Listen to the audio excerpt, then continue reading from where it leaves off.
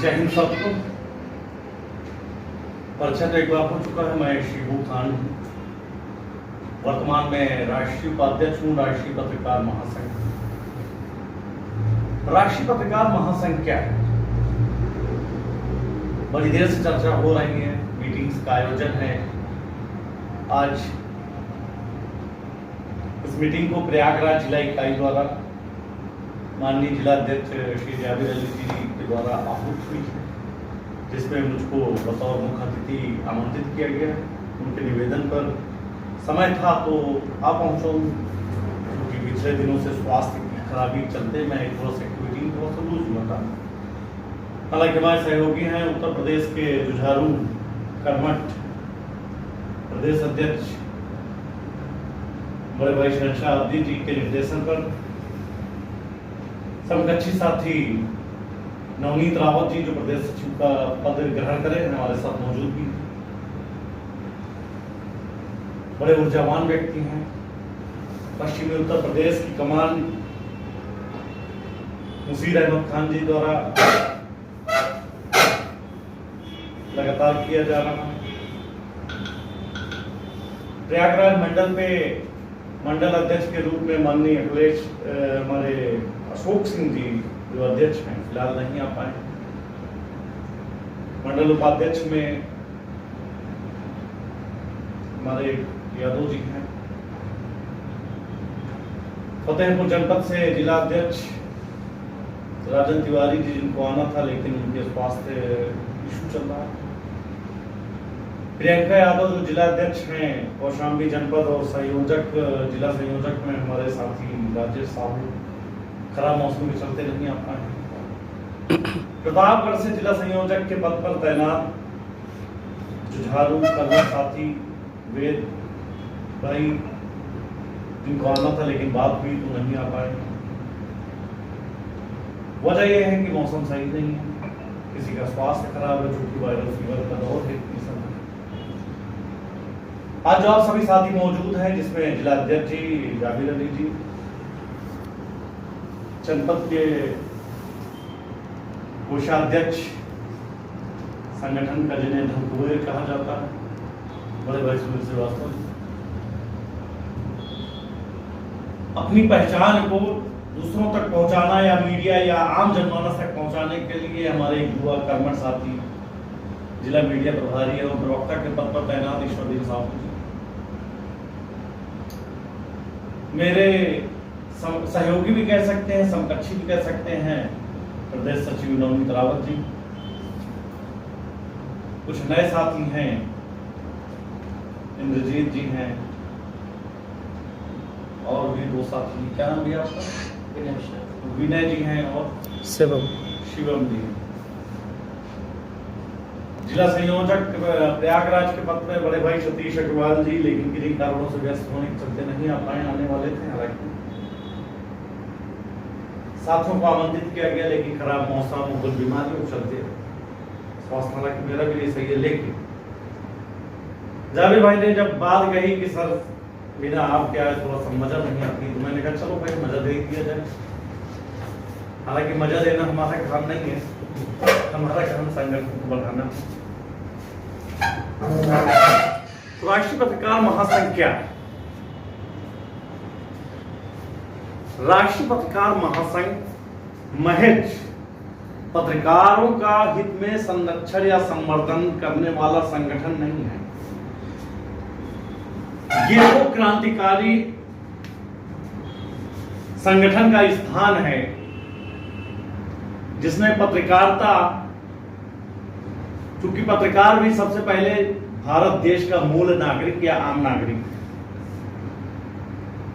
तो चाहे महामहिम राष्ट्रपति महोदय, माननीय प्रधानमंत्री जैसे पदाधिकारी, स्टेट में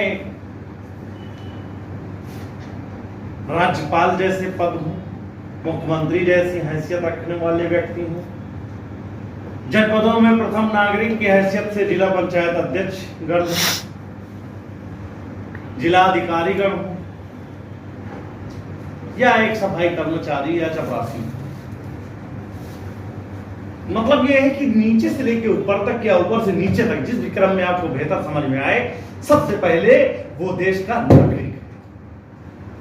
पत्रकार बाद में है, आईएएस आईपीएस बाद में है, जनप्रतिनिधि नेता बाद में है, लेकिन सबसे पहले हम भारतीय हैं। और हमें अपने आप में भारत माता का वीर होने पे, भारत माता का लाल होने पे अपने आप में कहीं न कहीं हमको गर्व और फक्र होता है। पत्रकार संगठन देश में अनेकों हैं, सभी संगठन अच्छे हैं, पत्रकार बुरा हो ही नहीं सकता,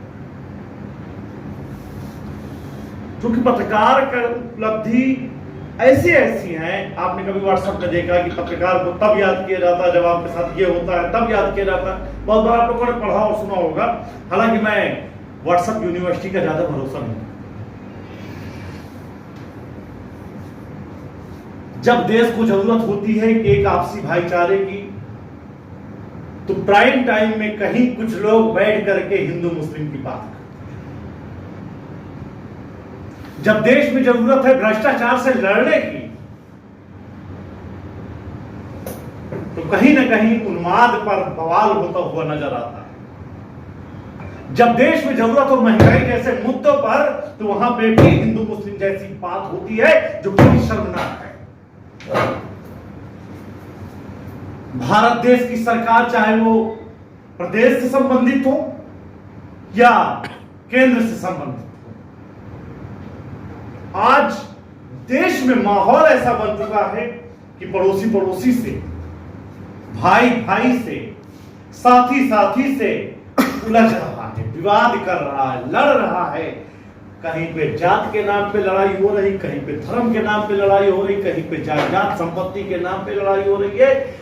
आपस में भाई को भाई 2 इंच जमीन देने को तैयार नहीं है, पड़ोसी को पड़ोसी पानी बहाने नहीं दे रहा है। एक खेत वाला दूसरे खेत पे जाने का रास्ता नहीं दे रहा। और हम हैं कि रात में प्राइम टाइम में देखते हैं कि नफरत का माहौल फैलाया जा रहा है। इस देश को बनाने वालों से मतलब मेरा देश जब आजादी की गुलामी में चकरा हुआ, देश के उन वीर नायकों, वीर सपूतों ने देश को आजाद कराते समय क्या सोचा होगा, आप सभी भली भांति जानते हैं। आज कोई महात्मा गांधी के ऊपर सवाल कर रहा है, कुछ लोग उसको नेशन फादर किसने कहा, नेशन फादर पे सवाल उठाया जा रहा है। तमाम तरीके से ऐसी चीजें हो रही हैं जो नहीं होना चाहिए। भाई विडंबना है और हंसी का भी बात है। आज तक बहुत से ऐसे शख्सियत हैं, उनमें से बहुत सारी चीजें, जैसे लाल बहादुर शास्त्री जी हैं, जो मेरे राजनीति में बहुत प्रेरणा स्रोत हैं, और मैं उनके घराने से ताल्लुक रखा हूं। मैं उनके घराने से ताल्लुक रखा हूं, मैंने उनके घर वालों के साथ में जुड़ा रहा हूं। लाल बहादुर शास्त्री जी को बहुत लिमिटेड लोग जानते थे कि आप किस कास्ट से बिलोंग करते हैं। महात्मा गांधी जैसे लोगों को तो बहुत लोग जानते ही नहीं थे आप किस कास्ट से बिलोंग करते थे। इतना तो छोड़ दीजिए, धर्म के लिहाज से महावीर हनुमान जी,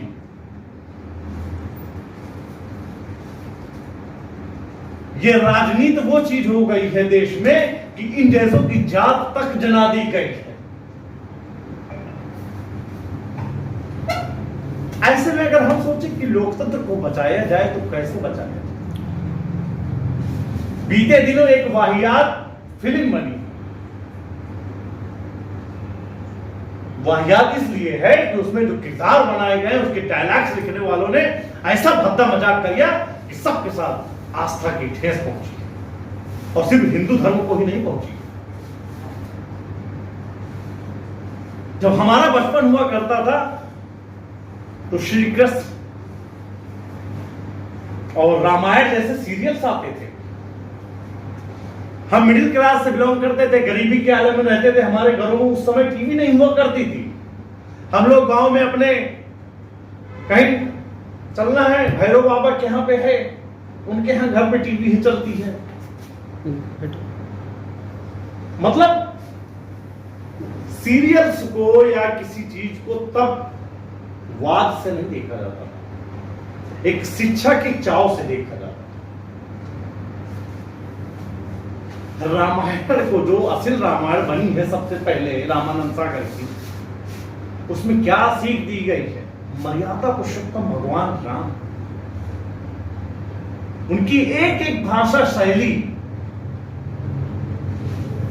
बिल्कुल रामचरितमानस में जैसा लिखा हुआ है उस तरीके से दर्शाया गया था। अपने छोटे भाई लक्ष्मण हो, चाहे छोटे भाई भरत हो, शत्रुघ्न हो, उनके साथ जो स्नेह प्रेम दिखाया गया, वाकई में आज भी उसका कोई दूसरा मिसाल नहीं है। लेकिन कुछ ऐसे मुंतशिर आए हैं जिन्होंने अपने आप को न जाने कैसे मुंतशिर से बेमुंतशिर हो गए कि उन्होंने ना जाने क्या से क्या लिखा, भक्ता मजाक करते हैं, राष्ट्रवादी बनते हैं।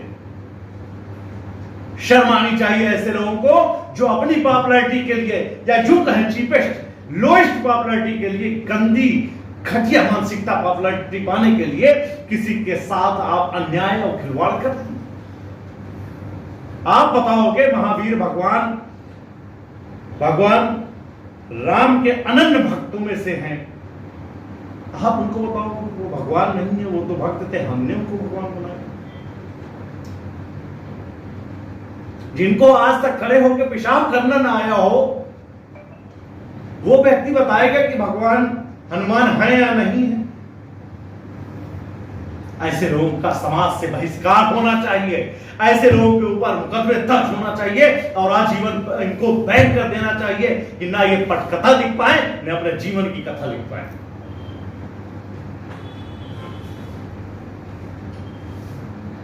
उन्माद फैलाने की हद होती है।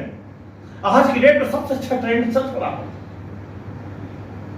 रामायण से कोई लेना देना नहीं है, महाभारत से कोई लेना देना नहीं है, गीता से कोई मतलब नहीं है, उपनिषद से कोई मतलब नहीं है, कितने वेद हैं ये भी जानकारी नहीं है, 4 श्लोक नहीं आते हैं।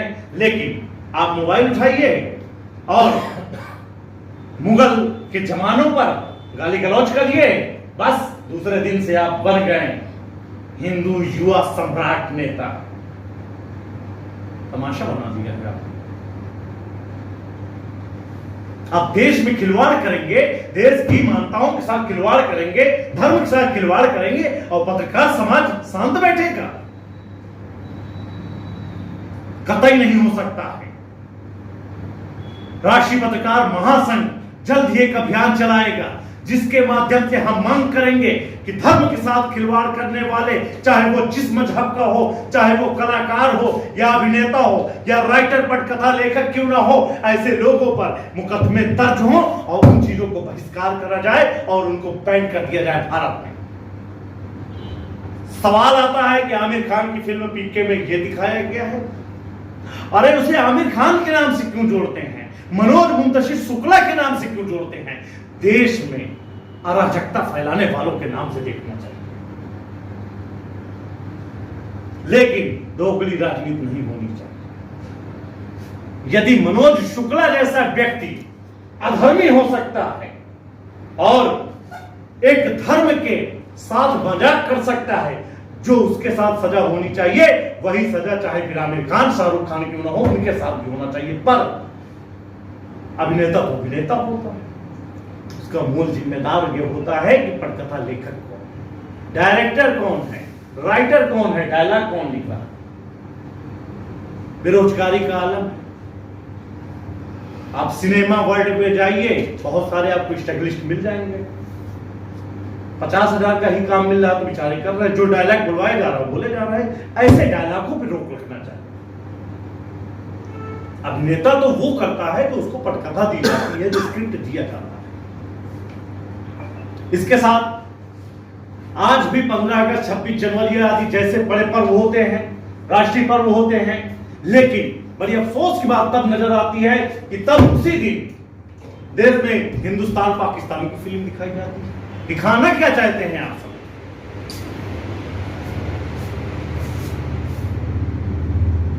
क्या ऐसी चीजों पे रोक नहीं लगनी चाहिए?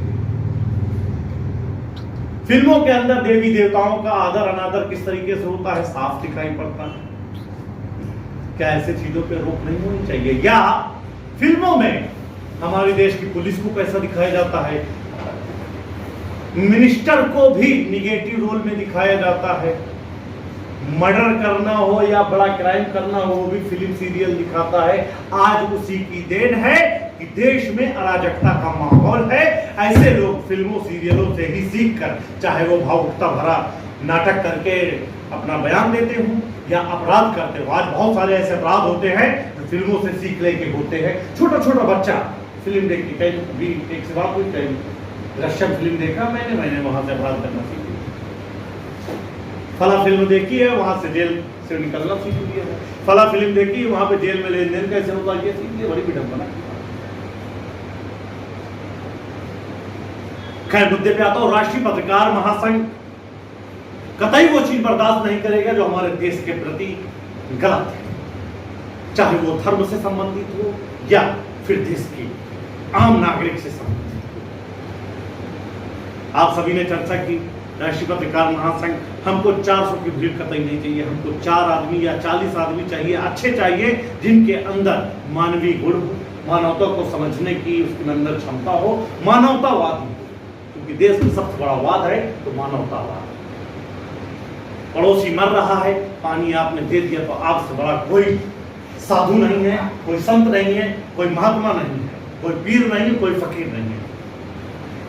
और अफसोस आज ये नहीं, गांव गांव में बस्ती बस्ती में इतना जहर भर दिया गया है कि हिंदू मुस्लिम की बात। अफसोस होता क्योंकि इस देश के नागरिक हम, ये देश हम सभी का, किसी का कॉपीराइट देश नहीं है ये देश। किसी ने बहुत अच्छा लिखा था, सारे जहां से अच्छा हिंदू सिखाता या मजहब नहीं सिखाता आपस में बैठकर अच्छी बातें तमाम तरीके से आई, लेकिन आज समाज में सब बातें दिखाई नहीं पड़ रही। बहुत कम जगह में आप लोग ये सब सुनते हैं। आप किसी भी धर्म से संबंधित हैं, अपने नारे को आप बुलंद कीजिए, अच्छी बात है, और जबरदस्ती मत कराएं। बहुत लोग ऐसे हैं जो अपने ही धर्म को नहीं मानते। मुस्लिम धर्म में रह के वो नमाज नहीं पढ़ते, हिंदू धर्म में भी रहते हुए फला देवता फला भगवान को नहीं मानते। अब तो बौद्ध समाज भी एक आया है।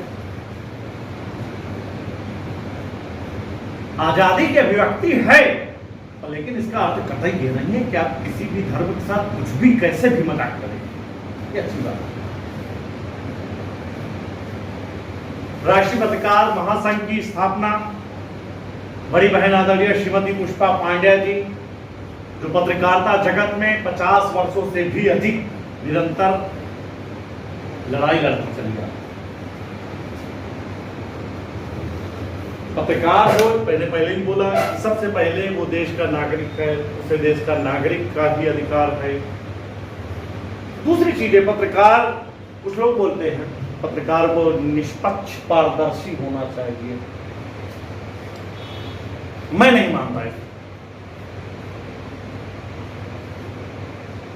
बड़ा अजीब मामला है। आप सोचते होंगे कि जो पत्रकार हैं और निष्पक्ष पारदर्शी के सवाल हैं।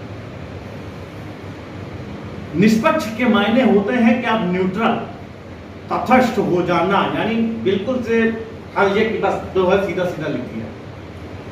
आप पत्रकारिता किस लिए कर रहे हैं? आपका पत्रकारिता का उद्देश्य क्या है? पत्रकारिता में आने का मकसद क्या था? यही तो मकसद था कि न्याय, सामाजिक न्याय की बात। समाज में न्याय नहीं मिल रहा है इंसान को और हम पत्रकारिता कर रहे हैं, तो क्या मतलब? यदि हम किसी मजलूम, मजबूर, दयनीय स्थिति में रहने वाले व्यक्ति, जिसके प्रति हमारे दिल में समर्थन न हो, उसको न्याय दिलाने की ललक इच्छा न हो, तो आपकी पत्रकारिता करना बेकार है। इसलिए मैं कहता हूं कि पत्रकार को निष्पक्ष नहीं, कहीं न कहीं आपको मजलूम गरीबों वास्तव व्यक्ति के पक्षधर होना चाहिए, तभी आप उसको न्याय दिला सकते। दूसरी बात, एक शब्द आता है पत्रकार को निर्भीक और निडर होना चाहिए। ठीक है, पहले तो मेरे हिसाब से निर्भीक का मतलब यह होता है समाज में चाहे जो हो, मुझे कोई लेना देना नहीं है, निर्भीक होना चाहिए, अच्छी बात, लेकिन डर भी होना चाहिए। डर इसलिए होना चाहिए कि आपके दिमाग में इतना डर जरूर होना चाहिए कि मेरे कोई ऐसा बयान देने से, मेरे कोई ऐसी खबर लिखने से, मेरी कोई ऐसी बात बोलने से समाज में पड़ोसी से किसी से मारपीट, विवाद, दंगा, बलवा, फसाद न हो जाए। इन बातों से पत्रकारों को डरना चाहिए कि मेरी कलम से कहीं ऐसा न लिख दिया जाए कि पुलिस नाराज होकर के उसको पीट डाले। मेरी कलम से ऐसा न हो जाए कि नाहक व्यक्ति अपने विभाग में सस्पेंड हो। हम उसके पक्ष में, हम सामाजिक न्याय की बात करते हैं, हम जागरूकता की बात करते हैं। आज समाज में क्या हो रहा है, आज पत्रकारिता में बहुत साथी बुरा मान जाएंगे, पत्रकारिता में आज की डेट में अधिकांश वही छप रहा है जो प्रेस विज्ञप्ति मिल रही है, जो तय होता है वही एजेंडे पढ़े जा रहे हैं।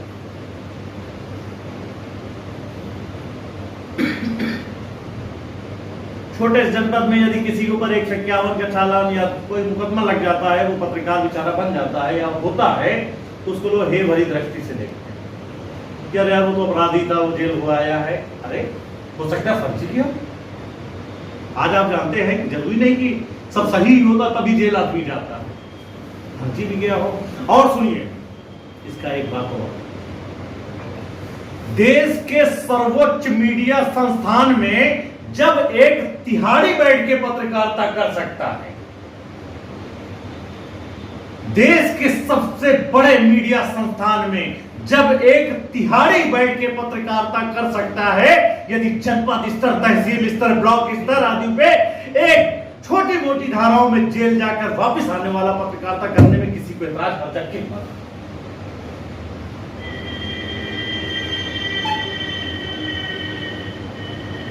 आज सरकार तमाम तरीके की बातें ला रही है, तमाम तरीके के नियम कानून ऊपर रखना चाहते हैं, लेकिन सच्चाई तो यह है पत्र और पत्रकार दोनों सुरक्षित नहीं हैं।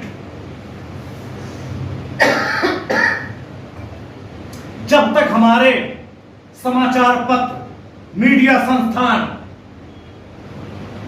चाहे वो छोटे हो, मंझोले हो या बड़े स्तर, जब तक हमारे मीडिया संस्थान सुरक्षित नहीं है तो पत्रकारों को सुरक्षा दिया जाना ढकोसलेबाजी है।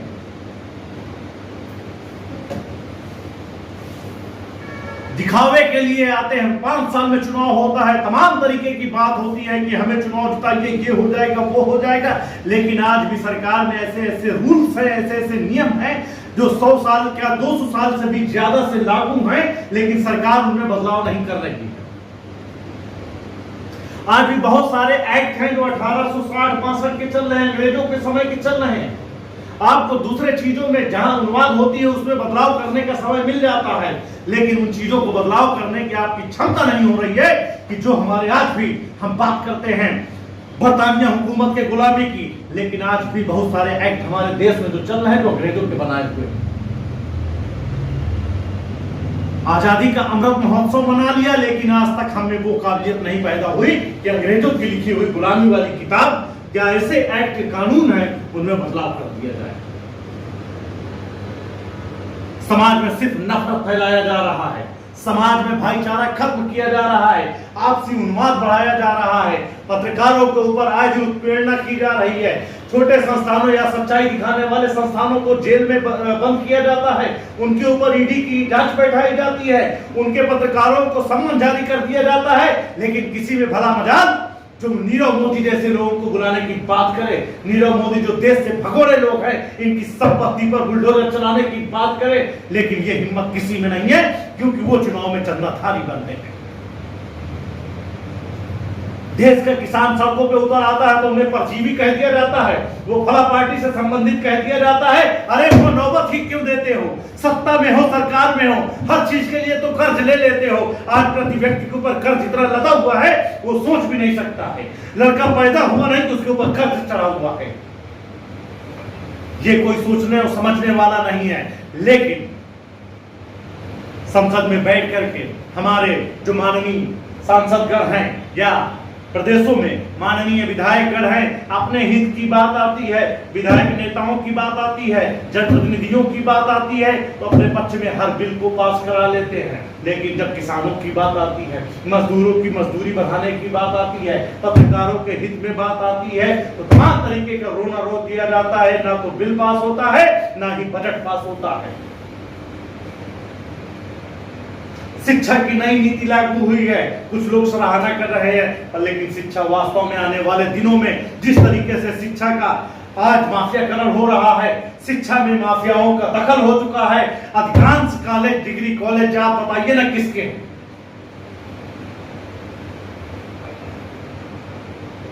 सामाजिक संगठनों, सामाजिक लोगों का विद्यालय चलता हो तो बताइए आप। बड़े बड़े पूंजीपतियों का विद्यालय है। आने वाले समय में विद्यालयों में पढ़ना नामुमकिन सी हो जाएगी, क्योंकि आज सेमेस्टर वाइज कर दिया गया है। पहले साल में एग्जाम्स होते थे, आज सेमेस्टर वाइज हो रहे हैं। एक साल में 2 एग्जाम्स हो रहे हैं, 2 बार फीस जमा हो रही है, 2 बार प्रवेश पत्र लिए जा रहे हैं, सुविधा शुल्क के नाम पे नकल फीस दी जा रही है। अब ये बताइए कि एक औसत मजदूरी वाला व्यक्ति क्या अपने बच्चों बच्चियों को पढ़ा पाएगा? तो बंद करिए बकोसलाबाजी। बेटी बचाओ बेटी पढ़ाओ का नारा देने वाले ही बैठ करके बेटी पढ़ाने की बात को खत्म कर रहे हैं। बेटी बचाने के मामले में निर्भया जैसे मामला हुआ है, बेटी बचाने के मामले में हाथरस में मामला हुआ है, बेटी बचाने के मामले में आए दिन 3 महीने 6 महीने की लड़कियों के साथ बलात्कार हो रहा है। सरकार कुछ नहीं कर रही है और जो माफिया हैं इनका मामला आ गया सामने और कहीं न कहीं आप कुछ वर्चस्व देख करके बुलडोजर चलाते हो। छोटी सी बात पर आज लेखपाल और पुलिस बुलडोजर लेके डराने धमकाने पहुंच जाता है, लेकिन वो खुलेआम माफियागिरी कर रहे हैं। जिनके ऊपर गुंडा एक्ट लगा हुआ है, जिनके ऊपर 20 मुकदमा दर्ज हैं या सैकड़ों मुकदमा दर्ज है, आज भी उन्हें ना पुलिस छू रही है न सरकार के बैठे खाऊ कमाऊ नीति वाले जो दामाद बन करके फीताशाही में बैठे हुए हैं ऐसे अफसर ऐसे लोगों के चरण मस्तक पे है चरण वंदना कर रहे हैं। और अफसोस तब होता है जब हमारा बुद्धिजीवी समाज, प्रबुद्ध समाज, पढ़ा लिखा समाज जब किसी गलत चीज का, गलत बातों का, गलत सरकारों का समर्थन करके भांटगिरी करते हैं, उनकी तलुए चाटते हैं, चरण वंदना करते हैं। अफसोस ऐसे कलम का होता है कि कलम का अब मान सम्मान नहीं रहा। आज चर्चाएं तो बहुत हुई हैं, होती रहती हैं। आज सिर्फ आप लोग कहने मतलब ये है कि अपने कलम को यदि आपने सामाजिक न्याय के लिए उठाया है, राष्ट्रीय पत्रकार महासंघ की अगर नींव रखी गई है आम आदमी को न्याय दिलाने के लिए, पत्रकारों को संरक्षित व संवर्धित करने के लिए, समाचार पत्र पत्रिकाओं एवं संस्थानों को बचाने के लिए, तो अपने कलम के साथ सौदा मत करना। अपने कलम को किसी माफिया के हाथ में 10, 20, 25, 50 हजार, लाख, 2 लाख, 5 लाख में मत रख देना। अपने जमीन को बेच न देना। हम उस दौर में पत्रकारिता कर रहे हैं जहां पे आज सच को सच बोलना वाकई में सबसे बड़ा गुनाह हो रहा है। हमको सोचना चाहिए, हमको समझना चाहिए, हमको पत्रकारिता का तराजू जो हमको हमारे अग्रज रहे हैं, हमारे तमाम तरीके से हमको नसीहतें दी हैं। अमर शहीद गणेश शंकर विद्यार्थी जैसे लोगों ने पत्रकारिता करते हुए देश के सौहार्द को बचाने के लिए अपने जान को कुर्बान कर दिया है। पत्रकारिता के दौर में न जाने कितने पत्रकार साथियों पर आज भी मुकदमा हो गया है। पत्रकारिता को बचाने के लिए आज भी एक जमीनी स्तर का पत्रकार अपना परिवार चलाना बड़ा मुश्किल कर रहा है। फिर भी पत्रकार कहीं न कहीं किसी न किसी के निशाने पे। हम आप सच दिखाने की कोशिश करते हैं, हम आप सच दिखाने की हिम्मत करते हैं, लेकिन कोई हमको गाली से दबाता है तो कोई गोली से दबाता है। ये देश महात्मा गांधी का देश है। जरूरत पड़ने पे उसने लाठी चलाई, लाठी उठाई। हमारे शहीदों ने, जाबाज शहीदों ने गोलियां चलाई और जरूरत पड़ने पे महात्मा गांधी जैसे तमाम वीर सपूतों ने अपने सीने पर गोलियां भी खाई। बार बार कहता चला आ रहा हूं कि देश सर्वधर्म सर्व समाज का देश है। सर्वधर्म सर्व समाज का सम्मान कीजिए, सम्मान से ही सम्मान मिलता है। हम लोगों ने बचपन में पढ़ा है कि सम्मान देने से सम्मान मिलता है। क्या वो लाइन खत्म हो गई?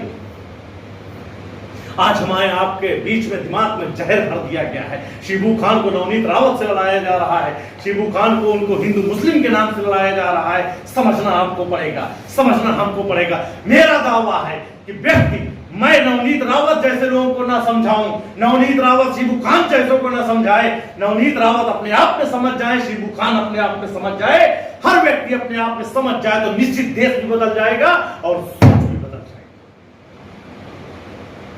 चुनाव आते हैं, हम सभी अपने जानते हैं कि लोकतंत्र में वोट का बहुत बड़ा महत्व, बहुत बड़ा हथियार होता है वोट। लेकिन हम वोट जब देते हैं जात के नाम पे, धर्म के नाम पे, लालच के नाम पे, पैसा के नाम पे और तमाम तरीके के लुभावने चीजों में, अब ये बताइए, जब हमने विकास के नाम पे वोट दिया ही नहीं तो विकास मिलेगा?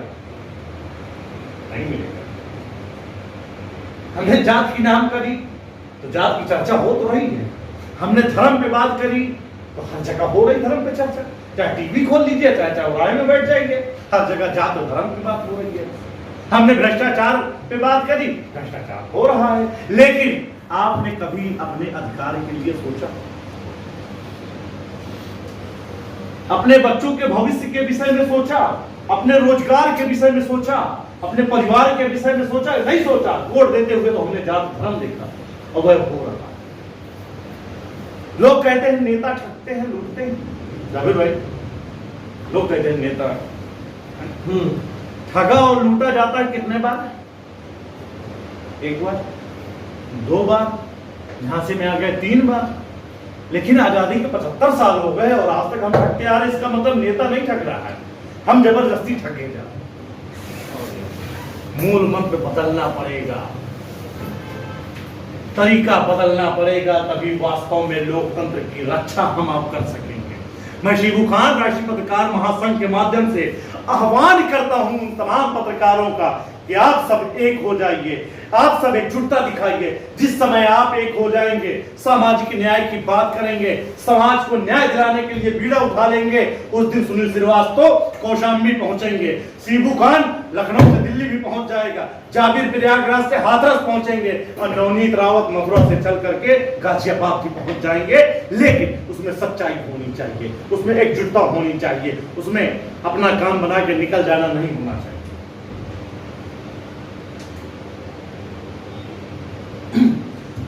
पुनः मैं फिर से आपको अपने पॉइंट पे, आज प्रयागराज जनपद में जिला प्रयागराज इकाई द्वारा मासिक बैठक का आयोजन किया गया है। हालांकि काफी समय बाद हुआ है।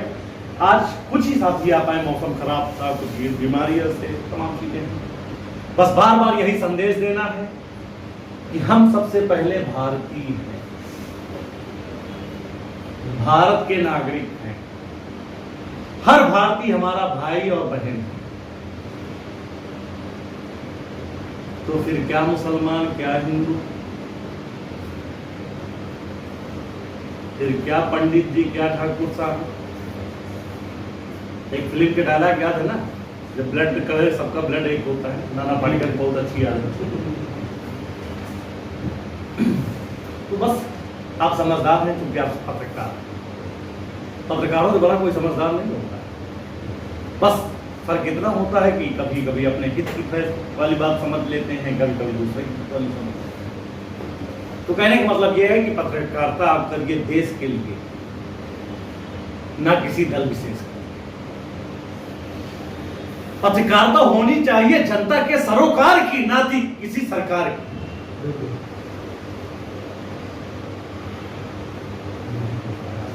पत्रकारिता होनी चाहिए पारदर्शिता के साथ। पारदर्शिता का मतलब ये जरूर दिखना चाहिए कि पीड़ित कौन है।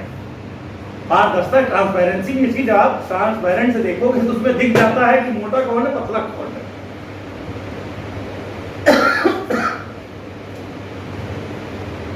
खैर, राष्ट्रीय पत्रकार महासंघ देश हित में, समाज हित में, जनहित में तमाम तरीके से अभियान बीच बीच चलाती रहती है। हम अपने संगठन के माध्यम से कुछ मांगे करते चले आ रहे हैं, जैसे देश में सबसे पहले मीडिया हवा में है। अरे साहब, आपको तो पता भी नहीं कि लोग कहते हैं कि आप लोकतंत्र के चौथे स्तंभ हैं, लेकिन कहीं आज तक राजपत्र और गजट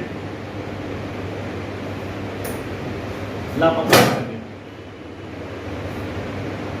गजट में तो हम है ही नहीं है, मीडिया है ही नहीं है, जबरदस्ती का हम जी रहे हैं हवा में।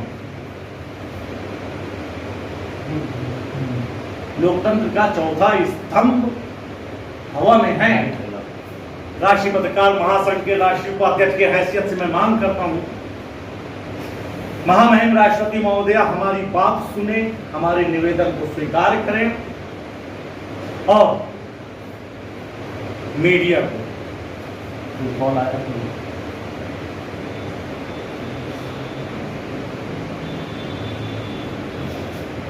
लोकतंत्र में मीडिया को चौथा स्तंभ घोषित किया जाए। क्या आप समर्थन करते हैं? दूसरी हमारी सबसे बड़ी मांग यह है कि हर तरीके के आयोग बने हुए हैं। महिला आयोग बना है, तमाम तरीके से SC आयोग बने हैं। हम चाहते हैं कि पत्रकारों के हित में पत्रकार आयोग का भी गठन सरकार करे। पत्रकारों के हित में तमाम चीजें हैं। पत्रकारों के साथ अभद्रता, मारपीट, फर्जी मुकदमेबाजी अब बंद हुई। पत्रकारों के हित में देश में पत्रकार सुरक्षा कानून लागू हो। पत्रकारों को मानदेय एवं पेंशन दिए जाने की व्यवस्था हो। PM किसान सम्मान निधि की तर्ज पे मीडिया सम्मान निधि भी जारी हो, ताकि जो छोटे तबके के पत्रकार हैं उनको एक पत्रकारिता का सम्मान मिले। हम इसकी मांग माननीय प्रधानमंत्री श्री नरेंद्र मोदी जी द्वारा हम बराबर कर रहे हैं कि मीडिया सम्मान निधि का। और सबसे बड़ी बात, पत्रकार संस्थाओं को बचाया जाए। जब पत्रकार संस्थाएं हैं तो पत्रकार है, जब पत्रकार संस्थाएं ही नहीं है तो पत्रकार है। और पत्रकारों को आजादी दी जाए, अभिव्यक्ति की आजादी पर, लेकिन पत्रकारों को भी चाहिए कि अनर्गल चीजें, गलत चीजें, भ्रामक चीजें समाज में ना फैलाएं। पत्रकारों को भी समझना चाहिए। बहुत से ऐसे पत्रकार हैं जो जल्दबाजी कर जाते हैं, लेकिन आपको कोई खबर है समझनी चाहिए, उसमें संबंधित अधिकारी का बयान लेना चाहिए, पीड़ित का भी पक्ष सुनना चाहिए, दोनों बात को बैलेंस करिए आप तभी। लेकिन हमारे बहुत सारे पत्रकार वाहवाही में सिर्फ एक पक्ष कर लिए और चला। इससे कहीं न कहीं समाज में उन्मुखता उन्माद फैल जाती है और फिर बात से विवाद हो जाता है, तमाम तरीके के विवाद दूर होते हैं। ऐसी तमाम बहुत सारी मांगे हैं जिसको लेकर के हमारे राष्ट्रीय पत्रकार महासंघ की उत्तर प्रदेश इकाई के माननीय प्रदेश अध्यक्ष बड़े भाई श्री शहनशाह आब्दी जी एवं प्रदेश महामंत्री नवनीत रावत जी एवं अन्य पदाधिकारियों की आम सहमति पर जल्द ही, फिलहाल डेट नहीं डिसाइड है, या तो 15 अगस्त को डेट रखी जाएगी या फिर महात्मा गांधी की जयंती 2 अक्टूबर तक, जल्द ही पूरे प्रदेश में 75 जिलों में पत्रकार सम्मान यात्रा निकाली जाएगी और हर जिला मुख्यालयों में पहुंच करके जिलाधिकारी के माध्यम से, पुलिस अधीक्षक के माध्यम से ज्ञापन सौंपे जाएंगे। साथ ही उस जिला मुख्यालयों पे जो चल रहे, चाहे वो प्रेस क्लब्स हों या अदर मीडिया ऑर्गेनाइजेशन, संस्थान, संगठन हो, वहाँ के लोगों से भी वार्तालाप करी जाएगी, मुलाकात की जाएगी। संगठन के माध्यम से सबको, सारे पत्रकारों को एकजुटता, एक जोड़ो, एक समाज बनो जैसे जागरूकता संदेश फैलाया जाएगा, एक दूसरे से सहयोग लिया जाएगा। समाज में, पत्रकारों के हित में, समाज हित में ऐसा कुछ कार्य किया जाएगा जो वाकई में पत्रकारों को आज जरूरत है एकजुट होने की। और निश्चित तौर से ये हमें उम्मीद है कि हमें इसका जन समर्थन एवं पत्रकारों का समर्थन अवश्य मिलेगा। राष्ट्रीय पत्रकार महासंघ के आज की इस बैठक के लिए, बैठक के आयोजकों का मैं संगठन की तरफ से, संगठन के हाईकमान की तरफ से एवं अपनी तरफ से बहुत बहुत साधुवाद, आभार प्रकट करता हूँ। दूर दराज से हमारे इस मीटिंग में, आज के आयोजन में जो लोगों ने उपस्थिति दी है या जिन लोगों ने किसी कारणवश उपस्थिति नहीं दी है, उन सभी का भी मैं आभार प्रकट करता हूँ और आप सभी से आशा और निवेदन करता हूँ कि संगठन में संगठित हो जाए। यदि आप संगठित हैं तो निश्चित तौर से आप हम सब एक हैं। जिस समय हम संगठित नहीं हैं, संगठन में संगठन होना और संगठित होना बहुत बात बड़ी बड़ी इसमें होती हैं, क्योंकि आपने बहुत सारी शुरू से ही कक्षा 5 से या उससे पहले भी पढ़ते आए कि संगठन में क्या शक्ति होती है। कबूतर वाली कहानी आपने सुना ही है कि जाल लेके उड़ जाते हैं, वो लकड़ी तोड़ने वाली कहानी आपने सुनी है, एक डंडी टूट जाती है, 5-10 दे दो तो बंडल बन जाता है, नहीं टूटता है। तो ऐसे तमाम उदाहरण है, आपको बताना नहीं है क्योंकि आप परम बुद्धिजीवी समाज हैं। आपको मैं शिव खान जैसे व्यक्ति नहीं बता सकता हूँ, हाँ बस अपने विचार साझा कर सकता हूँ। मेरे विचारों से यदि किसी को ठेस पहुँचा हो, मेरे विचारों से यदि किसी की भावना आहत हुई हो, मैं उसके अपने हृदय की गहराइयों से खुलेआम उस पर मैं क्षमा प्रार्थी हूँ। लेकिन ये सच है कि भारत देश हमारा है, हम भारत के नागरिक हैं, हम सभी भाई बहन हैं, हम सभी को आपसी सौहार्द कायम करके रखना पड़ेगा। चाहे वो मजलूम हो, चाहे वो मजदूर हो, हमें उसकी आवाज़ करनी पड़ेगी।